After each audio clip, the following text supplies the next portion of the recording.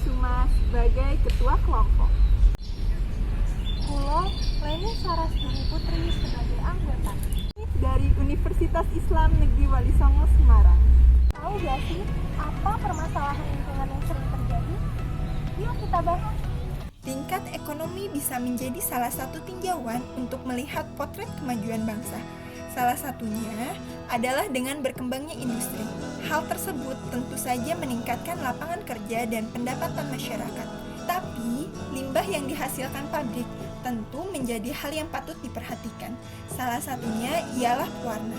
Sekitar 10.000 jenis pewarna dengan total produksi 8 juta ton per tahun mengakibatkan 10-15% zat warna berujung menjadi air limbah. Pembuangan zat warna ke lingkungan tanpa pengolahan bisa menimbulkan masalah toksikologi bagi tubuh jika terpapar, dan masalah estetika bagi lingkungan. Meskipun resiko terpapar kecil dan ringan, tetapi dapat menyebabkan berbagai efek, diantaranya dapat menimbulkan sesak nafas jika terhirup, sementara jika tertelan dapat menyebabkan rasa terbakar, mual, muntah, diare, dan gastritis. Teknik dan metode untuk mengatasi permasalahan zat warna banyak dikembangkan. Salah satunya adalah metode adsorpsi.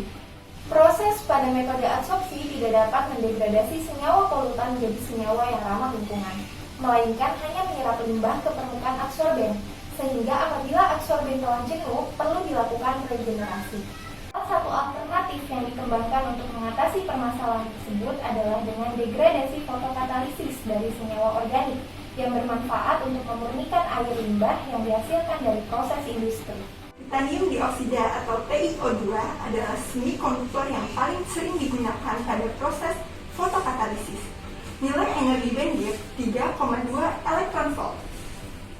Ketika diinduksi oleh sinar matahari atau sinar UV, elektron dari pita valensi akan tereksitasi ke pita konduksi. Penelitian ini semakin berkembang, salah satunya dengan mengkompositkan SiO2. Penelitian SiO2 komposit TiO2 dilakukan salah satunya oleh Kusmawardani, di mana memodifikasi komposit SiO2 TiO2 yaitu dengan mendegradasi metanyl yellow dan Pambudi dengan mendegradasi rhodamin B.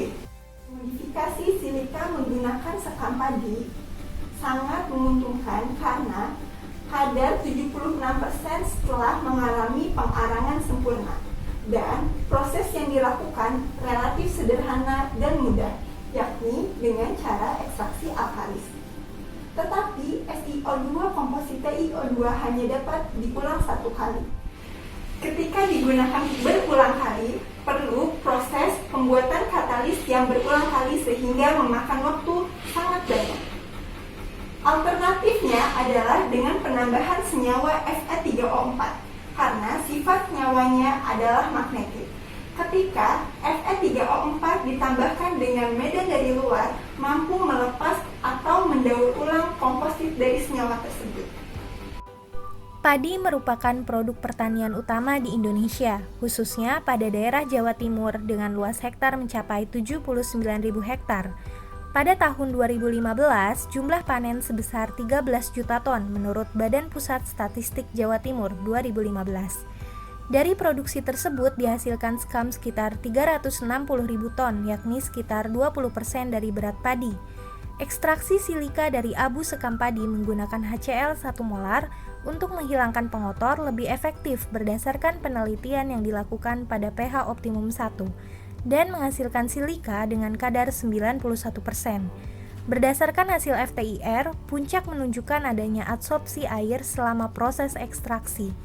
Puncak-puncak yang kuat juga muncul pada bilangan gelombang 1084,53 per cm, 798,21 per cm, dan 478,43 per cm yang merupakan puncak khas dari gugus SiOSi pada silika gel dengan penambahan HCl. Proses sintesis pada komposit vertisika dilakukan dengan metode yang berbeda untuk menghasilkan komposit yang lebih baik.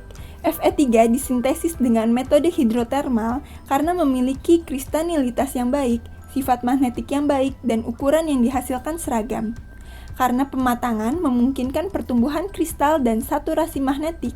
SiO2 disintesis dengan cara impregnasi karena menurut penelitian Fisley 2014, dengan metode impregnasi, absorpsi pada zat warna meningkat sekitar 30%. TiO2 disintesis dengan penambahan TbOT dapat membentuk struktur lebih baik dan kontak dengan zat warna lebih terdegradasi. Lapisan SiO2 dilapisi di antara inti magnetik dan kulit TiO2 untuk mencegah elektron TiO2 terperangkap oleh inti magnetik, sehingga dapat mengabsorpsi zat warna dengan baik. Karena adanya penambahan SiO2, maka terjadi peningkatan saturasi magnetik. Menurut penelitian Wardianti 2016, nilai saturasi magnetik berubah dari 52,6 menjadi 21,05 NU per gram. Selain nilai saturasi magnetik, nilai energi bandgap juga berpengaruh terhadap proses degradasi. Nilai energi bandgap berubah dari 2,5369 menjadi 1,9125 elektron volt. Dapat disimpulkan bahwa pada komposit vertisika terjadi peningkatan sifat magnetik dan energi bandgap, tetapi tidak terjadi perubahan pada struktur dan fasanya. Besar pengaruh skam padi pada komposit vertisika, besar harapan kami kepada peneliti-peneliti selanjutnya untuk dapat terus mengembangkan potensi alam yang ada sebagai solusi energi bersih yang ramah lingkungan. Semoga gagasan ini dapat diterima oleh orang banyak dan rezeki ilmu tetap mengalir bagi kita semua. Keluar-keluar masalah tunjangan, sampai-sampai semua tidak sadar. Coba lihat masalah lingkungan yang rusak karena tercemar. Wassalamualaikum warahmatullahi wabarakatuh.